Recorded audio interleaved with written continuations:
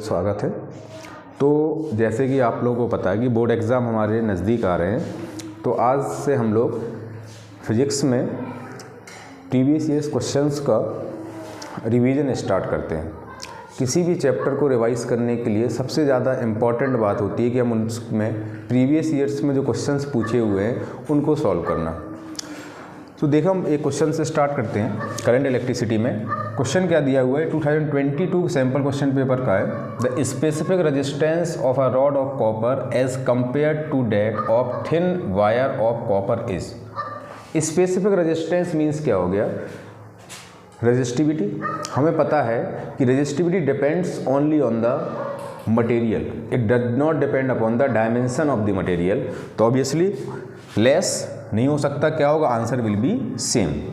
ना ही लेंथ पे डिपेंड करता है, ना ही आपका एरिया क्रॉस सेक्शन पे डिपेंड करता है। तो स्पेसिफिक रेजिस्टेंस और resistivity depends only on the material, क्योंकि दोनों ही आपके जो चाहे थिन वायर हो या रॉड हो, दोनों कॉपर की बनी हुई है, तो थिन या उससे कोई फ़र्क नहीं पड़ता है, दोनों की ही रेजिस्टिविटी सेम। चलो हम अगला क्वेश्चन देखते हैं। अगला क्वेश्चन क्या है, 2021 में पूछा हुआ है।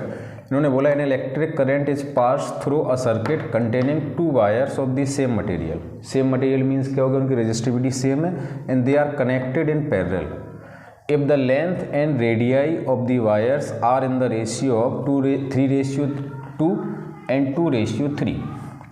तो आपको लेंथ का रेशियो गिवन है, तो L1/L2 गिवन है 3/2 एंड रेडियस हम R1 और R2 मान लेते हैं, ये गिवन है आपको 2:3। Then the ratio of the current passing through the wires will be. तो हमसे I1/I2 पूछा है। दोनों ही मटेरियल्स क्या हैं, दोनों मटेरियल्स पैरेलल में कनेक्टेड है। एक के रेजिस्टेंस को हम R1 मान ले रहे हैं, एक के रेजिस्टेंस को हम R2 मान ले रहे हैं। सपोज इससे करंट I1 फ्लो हुआ और इससे करंट I2 फ्लो हुआ, तो हमें करंट का रेशियो निकालना है। तो हम इसमें क्या करें, क्योंकि दोनों पैरेलल में हैं, तो इनमें जो करंट है वो रेजिस्टेंस के इन्वर्स रेशियो में होगा। तो हम इसमें रेजिस्टेंस का रेशियो निकाल लें।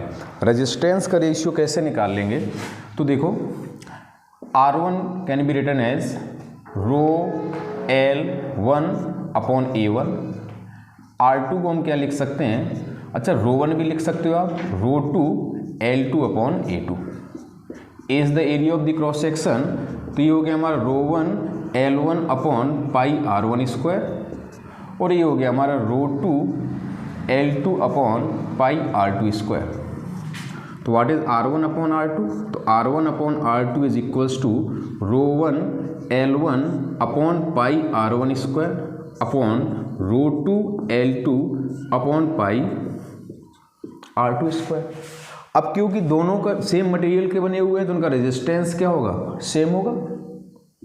पाई से पाई कैंसिल आउट हो गया, तो R1/R2 को हम क्या लिख सकते हैं, L1/L2 इंटू R2/R1² अब यहाँ से आप देखो लेंथ का रेशियो गिवन है 3/2 और रेडियस का R1/R2 गिवन है 2/3, तो हो जाएगा 3/2²।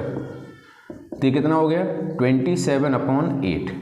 तो रेजिस्टेंस का रेशियो कितना है आपका, 27/8। हेंस करंट इनवर्स रेशियो में डिवाइड होगा रेजिस्टेंस के, तो आंसर हो जाएगा हमारा 8/27। तो अगला क्वेश्चन देखते हैं। उन्होंने क्या बोला कि if the potential difference V is applied across a conductor is increase to 2 volt with its temperature kept constant the drift velocity of the electron will be. पहले पोटेंशियल V अप्लाई किया, फिर potential 2 भी कर दिया और temperature same रखा, तो उन्होंने बोला कि ड्रिफ्ट वेलोसिटी इलेक्ट्रॉन की उसको कितनी हो जाएगी, हाफ, सेम, डबल और बिकम 0। तो ड्रिफ्ट वेलोसिटी का फॉर्मूला क्या होता है, VD is equals to E into capital E upon M into tau. VD is drift velocity, small e means charge on the electron, capital E electric field, tau relaxation time and M is the mass. तो क्योंकि यहाँ पर temperature हमारा constant है, तो जो relaxation time है हमारा इट विल बी सेम, ये आपका सेम होगा। तो हम इसे और क्या लिख सकते हैं, VD is equals to E, electric field को हम लिख सकते हैं V/L, where V is the applied potential difference, तो E into V into tau upon M into L। E constant है हमारा, टाउ क्योंकि टेम्परेचर कांस्टेंट है तो ये भी कांस्टेंट हो जाएगा, मास भी कांस्टेंट है, लेंथ भी कांस्टेंट है। इट मीन्स जो आपकी ड्रिफ्ट वेलोसिटी है अप्लाइड पोटेंशियल डिफरेंस के डायरेक्टली प्रोपोर्शनल है। तो क्योंकि पहले पोटेंशियल डिफरेंस हमारा v था, अब पोटेंशियल डिफरेंस इन्होंने 2v कर दिया, डबल कर दिया, तो जो आपकी ड्रिफ्ट वेलोसिटी है ये भी कितनी हो जाएगी, डबल।